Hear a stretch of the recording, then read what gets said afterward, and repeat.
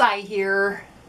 Well, I've been sick, or I was sick, and I'm finally better. But man, it was, I don't remember the last time I was that sick, and it wasn't fun at all. So now I am feeling good, and I am ready to do an OPP, a long overdue OPP video. So today I have a lot of people, and a lot of people sent me a whole bunch of projects. So let's take a look. The first items are from Tuttle. He made a pallet clock, and he made it for one of his daughter-in-laws who happens to live in Montana, and so he shaped the clock into Montana and made that for her. And then his next project is his first time doing a router sign. He said he went down to Lowe's and he got an 18-inch tabletop, and he just said he was just going to go for it. And so he made this as his first router sign, which I think is very cool. So thanks, Kurt. The next projects are from Andi C, or Andi Cacciatore. I'm not sure if I'm saying that right, Andi, so sorry about that. But anywho, she made these projects, and they were for a baby's room. So she designed this stencil, and she made the stencil using some contact paper on her Cameo machine, and then she painted it. And she said it's a chalkboard that she found, and she repurposed the chalkboard and made it into this really cool sign. To hang this sign, she actually made a dragon hook. She used polymer clay and a metal hook, and she made that so that the sign could hang off of it. How cool is that? And then she also made this whale. Again, she made a stencil with her Cameo machine, and then she used acrylic paints to paint the sign. So very cool. The next projects are from Starr, and she sent me one picture that shows a whole bunch of projects that she's made. She said the dragon is the only one in the picture that doesn't have any sort of stain on it, but she said the dragon is made from poplar, cedar, and pine. Cool, but look at all the stuff that she's made. So way to go, Angel. Next is Phill Gavin from England. He brought up the Wenji debate. And so I looked it up a little bit ago, and I saw Wenji, which like rhymes with Benji. And so I'm going with Wenji. But apparently Wenge or Wenge, it's all used, but I'm going with Wenji.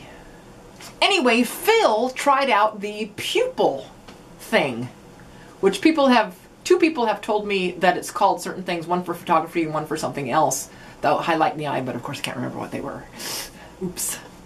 So he tried the eye pupil on this raccoon that he made that is a Kathy Wise pattern. And I'm going to list off the woods that he used on this. He used Wenji, walnut, spalted European oak, Movingui, Padauk, and elm, and African blackwood. And he used a white dowel for that eye technique. Said it took him a couple months to make this because of the weather and everything over there in England. What was going to be a Christmas gift ended up being a Valentine's Day gift because of the weather. Then he's also sharing this letter holder that he made that was a Steve Good pattern. It's made out of walnut, isn't it pretty? The next projects are from Conklin, and he made 2 sets of these. They're made from patterns that he found all over the internet and some hardwood scrap. So these are pretty awesome toys, John, and wow, it just makes me want to go out and make some toys. So thanks for sharing those. Next is Charles Wehrheim. He lives in Lutherville, Maryland, and he sent me some pictures of some things he has made. Very nice, Charles, thank you.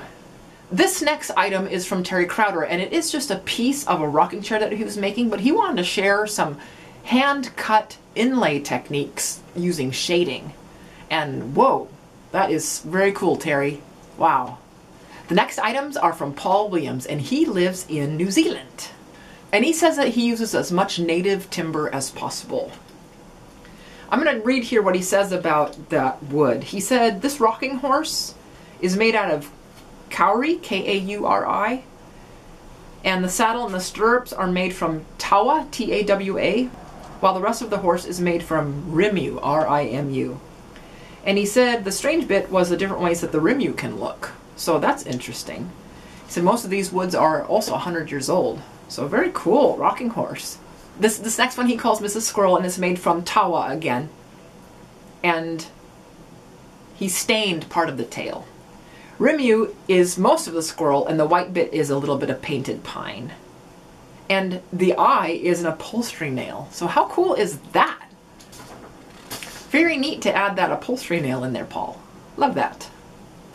The next project is from Greg Aksdal. And he says this was his most challenging project on the scroll saw. And it's a pattern by Charles Deering. And it looks awesome. So good job. I know those are very hard to do, aren't they? Yeah. The next projects are from Lori Scott. And she makes these projects and then she donates them for a fundraising event for the Arizona Humane Society. She said she really likes making projects to raise money to take care of animals that are in shelters and stuff. So, very cool. I love this, how it holds the crayons. So very awesome. Next I have some signs made by Martin Lean, and he also has a YouTube channel. It's called Marty's Ramblings, and I'll leave a link to that down in the description box below. But what he said was, he just all of a sudden saw some videos on making signs, and he went out and he made them. And he's having a blast making them. So he's made a whole bunch, and he sent me a few, and here they are. And it's really great because I watched his video that he put out talking about making signs, and he said that he watched the videos on Saturday, and Tuesday he had already made, I don't know, like 6 signs or something. He says he wants to sell some of his signs too, and me too. But what happens is I make a sign like, ooh, I like that. Or, ooh, I should give this to so-and-so. And anyway, maybe someday I'll sell some. So way to go, Marty. And this last project is from Claudio Nestor Rodriguez. And this is a ram that he had made for one of his family members. The baby of the family, he says, Margarita. So I thought that was really cool. And I'm not sure how big it is, but it looks like it might be pretty big. And I don't know, it just looks good. So thank you, Claudio. Okay, well that's it for OPP this week. And there were a lot of folks, and I didn't even share everything that everyone sent me because I will save that for next week.